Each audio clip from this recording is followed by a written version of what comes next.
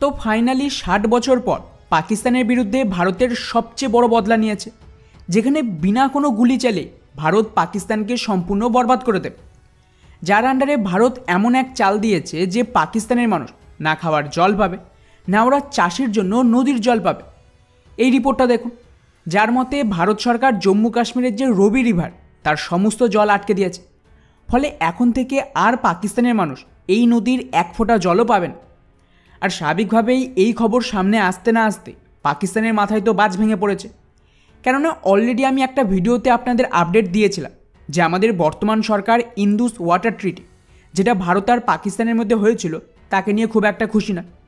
আর already বিজেপির তরফ থেকে তো এটা ঘোষণাও দেওয়া হয়েছে যে ওরা না কেবল এই ট্রিটি একতরফা বদলে দেবে, বরং একই সাথে কিছু নেতার দাবি যে ওরা পাকিস্তানের যে সমস্ত নদীর জল সেটাও আটকে দেবে। আর এর সুবিধা কী? তো বন্ধুরা, পাকিস্তান কিভাবে সারভাইভ করছে জানেন? ভারতের দেওয়া নদীর জল থেকে। কাশ্মীরে 6টা এমন নদী রয়েছে যা থেকেই কিন্তু পাকিস্তানের মানুষ খাওয়ার জল পায়, ওদের সমস্ত কৃষিকাজ হয়, বা বলতে পারেন যে গোটা পাকিস্তান বেঁচে রয়েছে এই নদীর দয়ায়। এবারে আপনারাই ভাবুন, যদি ভারত এই সমস্ত নদীর জল আটকে দেয়, তাহলে মাত্র 1 বছরেই পাকিস্তান সম্পূর্ণ শুকিয়ে যাবে, আর ওদের মানুষ না খাওয়ার জল পাবে, আর চাষবাসের কথা তো ভুলেই যান। আর বন্ধুরা, ঠিক এই কারণে 1960-এর দশকে আমাদের তৎকালীন প্রধানমন্ত্রী নেহরুকে বোকা বানিয়ে পাকিস্তান এমন একটা ট্রিটি সাইন করিয়ে নেয় যাতে কাশ্মীরের এই সমস্ত নদীর জল পাকিস্তানে পৌঁছে যায়, আর ভারতের মানুষ এখানে জল না পায়, কিন্তু পাকিস্তান এতে বেঁচে যাবে, যাকে ওরা নাম দেয় ইন্দুস ওয়াটার ট্রিটি। আর এটা কিন্তু নেহরুর সবচেয়ে বড় ব্লান্ডারগুলোর একটা ছিল। এই ছবিটা দেখুন, এখানে এই যে 6টা নদী দেখতে পাচ্ছেন, এগুলোই হলো সেই নদী। ওপরের দিকে 3টে নদী রয়েছে, আর নিচের দিকে আরও 3টে। মজার ব্যাপার হলো এই সমস্ত নদী কাশ্মীর থেকেই তৈরি, যার উপরে কাশ্মীর বা ভারতের মানুষের অধিকার রয়েছে। অথচ ইন্দুস ওয়াটার ট্রিটির আন্ডারে এই যে 3টে নদী দেখছে, তার প্রায় সমস্ত জল পাকিস্তান পাবে।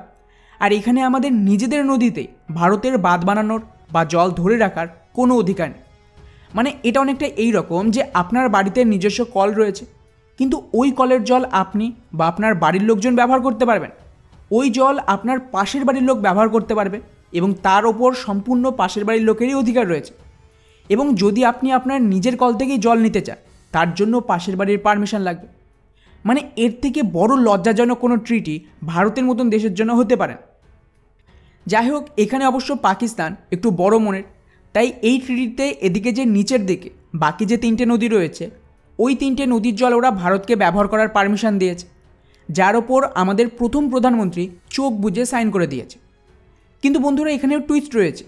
এই ট্রিটি সাইন হলো, তারপর 3টে নদী আমাদের পাওয়ার কথা, কিন্তু তাও আমাদের কোনো সরকার এর ওপর না বাঁধ বানিয়েছে, আর না এই জল ধরার কোনো ব্যবস্থা করেছে গত 60 বছরে। কেননা যখনই ভারতে এখানে কোনো বাঁধ বানানোর চেষ্টা হয়েছে, তখন পাকিস্তান এতে বাধা দিত।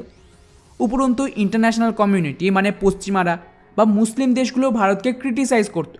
তাই ভারত নিজেকে একটু ভদ্র দেখানোর জন্য এই নদীতে কোনো বাঁধ দেয়নি, কারণ যদি ভারত বাদ দিত তাহলে পশ্চিমারা রেগে যেত, বা মুসলিম দেশরাও ভারতের ওপর রেগে যেত।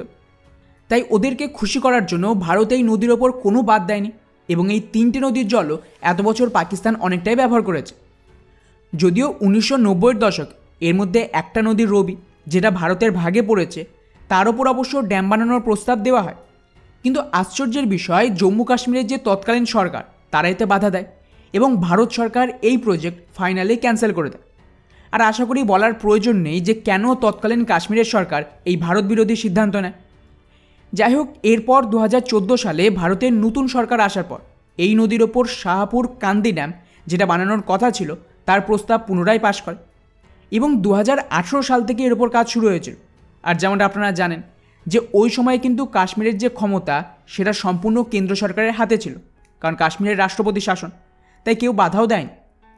আর ফাইনালি এই ড্যামের প্রজেক্ট এখন প্রায় শেষ হয়ে গেছে, যার দরুন ভারত সরকারের নির্দেশে এই নদীর যে জল সেটা এখন পার্মানেন্ট ভারত আটকে দিয়েছে। যাই হোক, এবারে আসি আসল কথায় যে এতে ভারতের কতটা ফায়দা হবে। তো বন্ধুরা, আগে এই নদীর মোটামুটি 1150 কিউসেক জল পাকিস্তানে ফ্রিতে চলে যেত, যেটা এখন ভারত ব্যবহার করতে পারে। এর সুবিধা হলো জম্মু কাশ্মীরের যে কাটুয়া আর সাম্বা জেলা রয়েছে, এর মোটামুটি 32,000 হেক্টর চাষের জমি প্রথমবার সেচের জন্য জল পাবে। ফলে স্বাভাবিকভাবেই জম্মু কাশ্মীরের যে সাধারণ মানুষ তারা কিন্তু এত বড় চাষের জমিতে চাষাবাদ করতে পারবে, ফলে ওদেরও ফায়দা আর ভারতেরও ফায়দা। আর শুধু তাই নয়, এই ড্যাম তৈরি করতে মোটামুটি 3,300 কোটি টাকা খরচ হয়েছে, ফলে এই ড্যাম থেকে বিদ্যুৎও তৈরি হবে। রিপোর্ট অনুযায়ী এবার থেকে এখানে মোটামুটি 206 মেগাওয়াট বিদ্যুৎ তৈরি হবে, যা আশেপাশের গ্রাম আর শহরে যাবে। আর এখানকার যে বিদ্যুতের প্রয়োজন সেটাও মিটে যাবে।